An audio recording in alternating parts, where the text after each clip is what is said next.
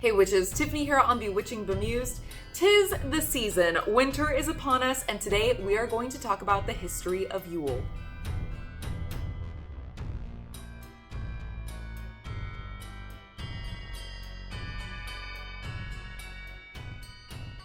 As always, if you are simply looking for correspondences for the season, activities to do, spells to do, ways to decorate, I do have a video that is all about that I made last year. You can find it linked down below in the description box. Before we begin, I'm excited to announce that today's video is brought to you by Dossier, makers of luxury perfumes, colognes, and candles, all vegan and cruelty-free. They are absolutely lovely enough to also be sponsoring a giveaway right here on this channel. To enter to win a free bottle of perfume, I want you to drop a comment down below with your email address, as well as a short letter to Santa telling him why you deserve the gift of a new perfume. Please have fun with these letters. Tell me a creative story, or rather tell Santa a creative story. It can be fiction, it could be nonfiction, just make it fun. I will be accepting entries up until next week, Wednesday, December 15th, 2021. And at that time, I will email the lucky winner. Now, please keep in mind, I'm not going to announce the winner on the channel. I am going to be contacting them directly. So please make sure to include your email address with your letter to Santa. I'm wishing you the best of luck in your entry. But whether you win or not, I highly encourage you to check out Dossier's website if you are still shopping for the perfect gift.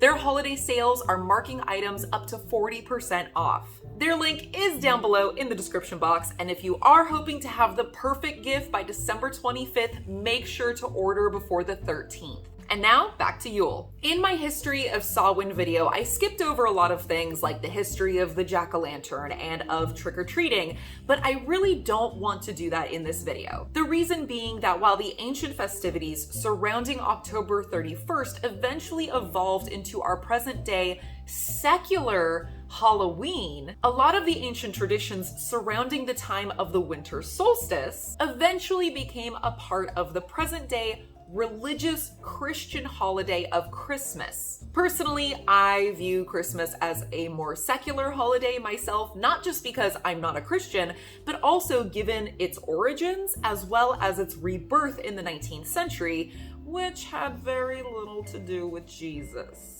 However, I am going to stray away from giving the story of the origins of Santa Claus because that is a topic I am going to cover in next week's video. So make sure to tune in for that. And I'm gonna kind of skip over capitalism's role in Christmas just because I am trying to keep this video as festive as possible. That's enough of a prologue. Let's get down to business. So of course I can't talk about Yule without talking about Christmas. So you may find that I use the two terms slightly interchangeably in this video, but for the most part, I'm going to point out where I'm differentiating between the two. Now, between the 16th and the 19th centuries, Christmas was a mostly forgotten holiday. This is because the English Puritans recognized Christmas's pagan roots and they were like, nuh-uh. Feasting is just gluttony. You've got all this pagan imagery going on over here. Don't even get me started on the booze. So Christmas as we know it today wasn't actually popularized until the 19th century. And that popularity was primarily due to Queen Victoria, imagery of Santa Claus, the poem The Night Before Christmas, and of course Charles Dickens' A Christmas Carol, and capitalism. But Christmas, as we know it today, still holds up many ancient traditions, pagan and otherwise, secular and religious, that were practiced at this time of year by various cultures. Some pagans do not celebrate Christmas at all. Some do, they celebrate it interchangeably with Yule, they simply remove the Christian elements, and others celebrate both separately. As always, it's entirely up to you how you choose to celebrate this Sabbath, but today I want to explore the biggest overlaps between the pagan and the Christian, the secular and the non-secular. I am simply glossing over the details to try to keep this video as concise as possible, but there are plenty more resources for you to delve further into the history of Yule and Christmas. They are linked down below in the description box. Now, Yule can be viewed as either or both a single day or a series of days. First, this is a celebration of the beginning of winter, or its solstice. And some people choose to just celebrate that one day. This is the shortest day and the longest night of the year, and it usually falls somewhere between December 20th and December 23rd in the Northern Hemisphere. From here on out, the days will start getting progressively longer and the nights will be getting shorter. Yule does have many names, and another one of them is Midwinter. Just like we discussed in the history of Litha/Summer Solstice/Midsummer video. This is because a lot of the early calendars only had 2 seasons as opposed to 4.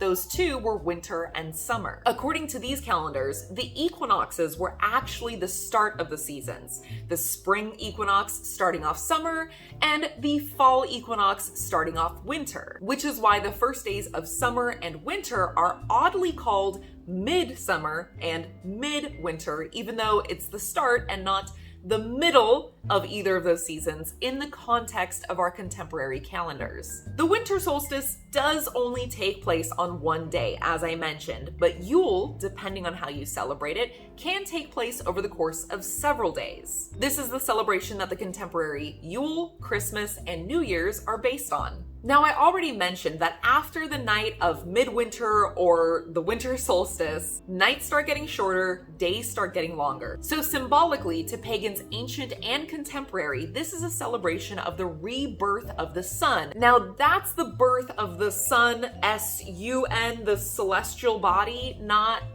the birth of the sun, S-O-N. You get it. After this, the sun will continue to grow in strength until eventually day will overtake night, light will overtake dark. This is why, dating all the way back to ancient pagans, candles, fires, and light in general are used to celebrate the season. Of course, sometimes, depending on beliefs and traditions, the sun is personified into a deity who is either born or reborn at this time. For ancient Egyptians, this was Horus. For the Celts, this was Bel, and for the Norse, this was Balder. There are many more that I'm leaving out, but the point that I'm trying to make is that the observation of the birth of Jesus was nothing new by the time Christmas came about. Christmas, as the Christians of the 4th century celebrated, was a continuation of the Roman Saturnalia and the January calends. Saturnalia started around December 17th and lasted approximately 3 to 5 days. It's going to look pretty familiar. They celebrated abundance, they decorated with holly and ivy, held gift exchanges, feasted, and drank. A really cool part about Saturnalia is that everybody was considered an equal, and it didn't matter what your social station was or your economic status. This started a long-standing tradition of sort of playfully overthrowing social norms at this time. One custom that went hand in hand with that tradition was wassling. Now, this is very similar to our present-day caroling, but it honestly sounds a little bit more fun, and it also has a lot in line with trick-or-treating. The word wassling actually has its roots in an Anglo-Saxon greeting meaning be in good health. The poor visited the homes of the rich, and they would demand food and drink, but they wouldn't just walk up and say, give us drink. They would put on plays and they would sing songs. When they were denied, they would play pranks and commit some minor vandalism on the property. The name Yule comes from the ancient Norse holiday of the same name, during which they did celebrate the winter solstice. However, they continued to celebrate for another 12 days. It ran from approximately December 20th until January 1st. This is part of the inspiration for the modern 12 days of Christmas, although Christians did reassign this and say that the 12 days were the time between when Jesus was born and the arrival of the 3 wise men. Now, we don't know everything about how the ancient Norse celebrated this holiday, but we do know that they sacrificed an animal that was then used for their feast. They exchanged gifts, there was a lot of drinking, a lot of feasting, and there was also ancestor veneration because they believed that, just like at Samhain, this was another time when the veil between worlds was thin. Candles and fires were also lit, which brings me to the origin of the Yule Log. Theirs was a little bit different than how we do it today because the ancient Norse would actually take an entire tree and lug it inside to burn it. This started on the first day of festivities, and then they would burn a portion of the log every day for the 12 or so day celebration. The very last of the remains were kept inside the house for the whole rest of the year to protect from bad weather and lightning. And then on the following Yule, they would use those remains to start burning the next Yule log. By the time that region was Christianized and some Norse people started referring to Yule as Christmas, very little about the actual holiday and celebration changed. But still on the history of the Yule log, the name for it, Yule log, wasn't officially documented until the 17th century in England. But the act of actually carrying that massive log into the home held its own importance and celebration as well. Another well-known Yule-time tradition is mistletoe, which is believed to have been sacred to the Druids. In Norse mythology, Loki used it to kill Balder, and the Romans used it to decorate their winter celebrations. But this is not an entirely pagan thing, and in fact, it was the Christians in the 18th century who would hang mistletoe, often combined with fruits, holly, and other evergreens, and they would use it to instigate kissing. The Christmas tree is an interesting one to examine because, as far as we can tell, decorating by bringing an entire tree into the home and not to burn it seems to be a Christian tradition with pagan inspiration, as the Greeks, the Romans, and the ancient pagans in what is now Poland did decorate their spaces with evergreens, but not an entire tree. It was more like just branches and sprigs and stuff. In Christian Germany, wooden frames were decorated with evergreen branches, fruits, and gifts. Then in the early 1520s is when the very first Christmas tree, full tree, was recorded. It became a widespread Christmas decoration in the 19th century when Queen Victoria's German-born husband, Prince Albert, brought his Christmas traditions with him to England. Finally, I want to talk about one of the longest and most commonly held Christmas and Yuletime traditions, and that is gift giving. Now, just for a moment, please set aside what it has turned into nowadays. Just humor me and ignore the marketing and the commercialism and the corporate greed for just a second. Long before the birth of Jesus and the gifts given to him by the three wise men, as already mentioned, the Romans and the Norse did exchange gifts as part of their celebrations.